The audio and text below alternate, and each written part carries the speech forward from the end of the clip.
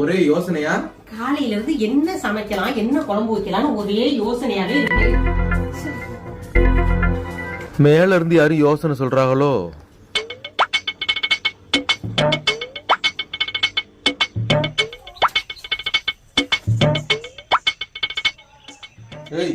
என்ன பண்ணிட்டு இருக்க?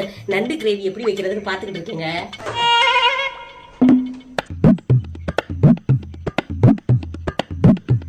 மட்டன் சுக்கா வைப்பது எப்படி? மட்டன் சுக்காவா?